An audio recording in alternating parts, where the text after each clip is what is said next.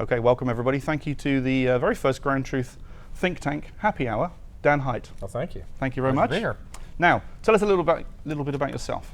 So I manage our channel partnerships for GroundTruth, which is where we work with media companies who are reselling and using our technology to help amplify and make their media more valuable. Now, many people won't really know that much about GroundTruth in the out-of-home space. You first came to our notice when you did a deal with Outfront Media. We did. Tell us a little bit about GroundTruth. So we are a mobile location platform. We work in various countries. We're in 21 countries now. We have a direct sales team that's working with brands and agencies, and then my team that oversees relationships with media companies, Outfront Media being one of those companies in the out-of-home space, where out-of-home was never an industry that was really threatened from other media before. They were not used to selling other people's media and amplifying the reach of their media, and they looked to GroundTruth to do that for them in mobile. And now using our data to help inform and make their media more intelligent and audience capable. Capable and friendly, I guess. Capable, well, not sure it's friendly, but no? Capable for sure. And the thing you did with Outfront is where you launched a beta marketplace. Is that still in beta? So it's one of the data that's being leveraged more than the user interface. Obviously, there's many different ways to get into an ecosystem. For them, they really wanted the data. They were building their own platform, and they really wanted to leverage the data that we had. But more than that, it was also about amplifying the reach of the media they have. Obviously, we know in this world today, we're constantly bombarded with different media messages on many different platforms. Out of home is no different. We spend a lot more time outside of our homes and reaching people on the go with mobile and being able to reach people that have been exposed to a out-of-home asset, whether it's digital or static, is really where they're utilizing us. Now, tell us a little bit about the history of the company. You started off as XAD, you rebranded. I'm going to touch on the rebranding separately, because I like the rebrand. When people usually rebrand, I hate it, but I like your rebrand. Well, good. Do you like the different green? I like the green. Okay. Yeah, it suits me well when it's on my backdrop as well. It's like an Incredible Hulk. Yeah. That's what I like. Yeah. So XAD, when did XAD start? We started in 2009. We started really as a search company, as a search platform. And obviously Google kept getting better in search, and we really wanted to understand what can we do that was different in the industry, and nobody in our mind was really doing anything that interesting from a display ecosystem. Display obviously had a lot more ad impressions, and we felt that if we can get search-like performance from display, that would be an interesting company. And that was really the pivot that we made in the 2011-2012 time period. Okay. I was going to ask you, what were the major moments since 2009? Look at maybe some of the capital raises you've done. Yeah, we've done several capital raises, so we've done 5 in total now. The most recent one we did about a year ago is when we acquired WeatherBug, which was a raise that was more about understanding the consumer experience. We felt that location was going to be more of a necessity trade-off that a publisher had with the consumer, because obviously data and privacy is a very important thing. We want to really understand and own some of that ecosystem. We also knew that weather was also a very locally relevant thing. You look in New York City as an example, you get a very different climate experience that happens in Staten Island from the Bronx, from Manhattan. And it's also, if it's raining outside, you might be less likely to walk down to the coffee shop or go to a retailer. So weather certainly impacts what people do in the real world, and we wanted to get a better understanding of that. And that was 12 months ago when you raised $43 million, bought WeatherBug. Yes. The two aren't related in terms of the figures. The two are not necessarily related, yes. And you had some big successes, I think, with WeatherBug already. We have. So we've actually launched WeatherBug in every market that we're in. Seemed odd to us that we didn't have that originally, so we immediately launched that. We are obviously an ad platform and focused on local and location, and so we started to incorporate a lot of those capabilities into WeatherBug, and have really, hopefully, have rejuvenated that experience. Okay. Now you have some of the nicest offices I think I've ever been in in New York. Yes. Amazing view. Amazing view. Well laid out. Yeah. Lots of space. How many employees do you have here now? We're just over 100 here in New York. And you're still on one floor of the Still on one floor here, and we're about 400 employees total. Okay. Yep. So tell us about the brand, the rebrand. It was XAD for 6 years, maybe? Yeah, about 7 years. And what was that? Tell us the whole reason. Well, XAD was never a great name to begin with. It started when our search roots were there, when it was about the exact ad. It was X marks the spot, and it just really didn't make sense. But we made it into what it was. We spent a lot of branding on it. We have a phenomenal CMO, if you know her. And she really helped make and transform the brand and what it was. The challenge with the brand is very limiting in the ad ecosystem. And as we started to get more into the data intelligence components and starting to provide more of these insights to our partners and to the advertisers we work with, people were coming to us for other aspects other than just running mobile ads. Should we use this data to help understand where we should open another store? Should we use this data on what stocks we should buy in short based on foot traffic that was taking place? If we start using this data to help inform what I do on my media versus mobile media. So we wanted to really have a brand that resonated that, and it wasn't necessarily going to be XAD. And GroundTruth, it just clicked for us. This is the GroundTruth of data that you can start building upon for partners or brands. Right, so a lot of thought had gone into the whole process. A lot of thought. It was about an 8-month process overall, lots of opinions, lots of debate. I think we went through 80 names in total, and we wanted one that would obviously work for many different countries since we're in 21 of them, and yeah, a lot of debate. Now we've chatted before, there's a tremendous location opportunity. Yeah. Something like 90% of commerce still happens offline. Yep. How does that opportunity, how does it come through with your technology and your solution? Yeah, so a big part of it is really understanding the consumer journey and really understanding that where you go is a stronger indication of who you are than what you search for, what you like. That's a thesis in what we do. And that really rings true. So if you think about the behavior that you do online, that might be different of what you actually exhibit in the real world. We gave a presentation yesterday at the DPAA, and Monica presented somebody who's searching for Gucci and looking at purses online. You might think of her as a luxury shopper. First of all, you think of it as a her, and you think of her maybe as a luxury shopper. And you look at her physical behavior in the real world, and you see her going to discount shops. That might be a very different behavior that you would have assumed online. And so the physical world gives us a really good way of building an audience that informs what we do and who we are. Who are the key agencies and brands that you work with that the out-of-home people would know about? Oh gosh, name it and we work with them. So we have 2 parts of our business. We really trying to focus on verticals that really focus on driving foot traffic. Retail establishments with consumer packaged goods, obviously sold in those retail environments. Quick serve restaurants and casual dining restaurants, these are places that people go quite often.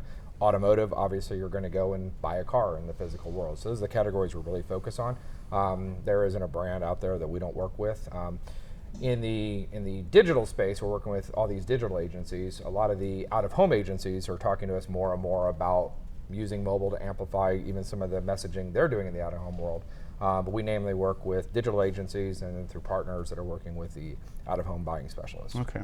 So out-of-home has been an area of interest for you for a year and a half maybe? Oh no, we've been doing this for about 2.5 years now with the out-of-home industry. Okay.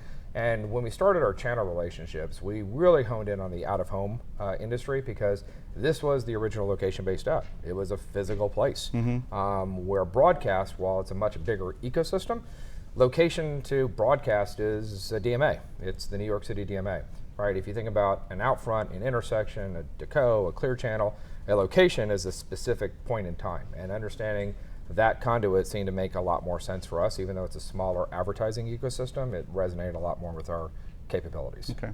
Would you describe yourself as being disruptive in the out-of-home space, or? We like to think of ourselves as disruptive in most things we do. We think of ourselves really is trying to help revolutionize the out-of-home industry. The out-of-home industry was always focused and fixated on selling a location as a piece of real estate, and most other media has been focused on selling audiences. And now with coupling locations with some of the data that we provide, now out-of-home is being able to be sold on an audience and be able to reach buyers in many, many different ways. So we think it's more revolutionizing the industry rather than disrupting the industry. What do you think is the biggest challenge for out-of-home that you address? Oh boy. I think it's really understanding who their audiences are. In many cases, some of the placements were undervalued and undersold. Some were overvalued and oversold. So providing a normalization around that and allowing that to let the market ultimately decide what that is an area of extreme opportunity for longevity. I think the out-of-home industry has had, while it's been growth, it's been very stagnant growth. And I think with using mobile location data, I think that the out-of-home industry can realize some pretty significant gains. I think that it's going to open up the out-of-home industry to digital buyers, which they've historically been talking to out-of-home shops, and it opens up larger opportunities for them. When I've seen some of the demonstrations of your software, your solution in operation, it's pretty evident that an out-of-home media owner can see real insight into the people who are passing by their screen. Do they really get that? Do they understand that well, I was going to say, do they understand that it's true and it's impactful? Yeah, I think that they do. I think people are visual people, by and large, especially marketers, and I think that seeing that visually manifest is a great way of connecting those things. Obviously, one of the benefits of the out-of-home world is that it's there. You can see it. The digital world, sometimes people don't see it. Did it really happen? There's a lot of viewability and ad fraud and brand safety and things that have to be concerned with there. Well, out of home, you don't have to worry about some of that stuff. So visualizing that for media properties has been a very large key to it. You've also, I'm going to put this down to your marketing people perhaps, but maybe it's just actually the truth. The GroundTruth? The GroundTruth, very good. You seem to have stayed away from any of the privacy concerns or the privacy issues in our space. Are there any privacy concerns that people should be worried about? Oh, very much so. It's been one of the forefront things that we've really been thinking about. But you've never been caught up in any sort of big privacy invasion thing? No. It's one of the things we thought about from very early on. We wanted to make sure the solutions we were building were sustainable. And as we started working in the out-of-home industry, we had cut our teeth for a number of years, and we really focused on making sure that we had rights to do what we were doing. We were informing consumers on how they were using it, that the publishers we were working with were ensuring that there was opt-outs. We got trustee certified 4 years ago to make sure that we were doing all these things right. We hired outside privacy counsel to help educate on what we need to do, not just using our general counsel. So privacy has been a forefront of what we want to focus on, because it's not just our platform that people are using. Now other companies are building upon it, and we don't want to make sure that we're exposing any of our partners. Right. Okay. I was trying to say that I think you really have thought ahead. I mean, many people get caught up with the privacy issues once they're in the privacy issue space. Yeah. But you've thought about it well in advance. We try. I mean, we try and anticipate a lot of these things. I think a lot of it is just asking questions, making sure you're surrounding yourself with experts in different areas, and asking a lot of questions. We don't know everything. Anyone who says they know everything about this space, I would question that candidly. And so we want to work in a lot of different ecosystems. We work in a lot of different countries. So obviously what's happening in the EU is going to affect a lot of what starts happening over here. Germany is probably one of the foremost in terms of privacy, as you would say. And these are the things that we really have to worry about, and we want to make sure that whatever we do is above reproach. Okay. In 2018, it's only a couple of months away now. What have you got planned for next year? And in terms of marketing, getting a greater presence, big shows that you might be going to, big events that you might be doing? So we have really catered to some of the big tentpole events. CES is one of the big events that we really do. Mobile World Congress is another one. There's some events that are more selective that we try and do and make them a little bit more intimate. For us, it's really about what are the ones that really our advertising partners are interested in, what are the ones that our partners are involved in. So we are involved obviously very heavily in the DPAA and the Video Everywhere Summit, because this is where everything is merging together. So these are events. But you're big. You do a big thing at DMEXCO. We do. And the out-of-home people wouldn't have known anything about DMEXCO unless it was Barry Fry at DPAA telling them. That was the first thing they'd ever seen of DMEXCO. Yeah, and I think you have this world now of everything converging. We've been talking about this convergence of media for many, many years. Now it's happening. You know, the mobile phone is the thing that starts to tie all those things together. So the bridge between out-of-home and digital and broadcast, all of that is starting to mirror and come together. And so DMEXCO is certainly an event that we're very big in. That's a little bit more European for us, but something that we would encourage any of our partners to get involved in. Okay. My last question, you've been doing lots of things about predictive marketing. What's the thing you can tell us about where you're going to take that? Wow. I think it's really trying to, understanding past behavior and trying to predict future behavior. Things that how weather impacts what future behavior might be able to do. We start thinking about some of the partners we work with and how they might want to be stocking their shelves with certain events that are coming in and how that starts to impact consumers who are coming in. These are the things that we'll be focused on. And then more importantly, trying to make our media more and more measurable. Not just from the ad impression and people going into a location, did they make a purchase? One of the things that made Google really thrive, is that no CFO on the planet is going to turn off Google when they can see $1 spent on Google and what actually shows up in the e-com shopping cart, right? How do we do that in the physical world with 90% still taking place in the physical world? If I can show that I showed somebody an impression, they walked in a location, and I can show they bought something, then we can become Google-like in the physical world. Brilliant. Dan, thank you very much indeed. Absolutely. Pleasure. Thank you.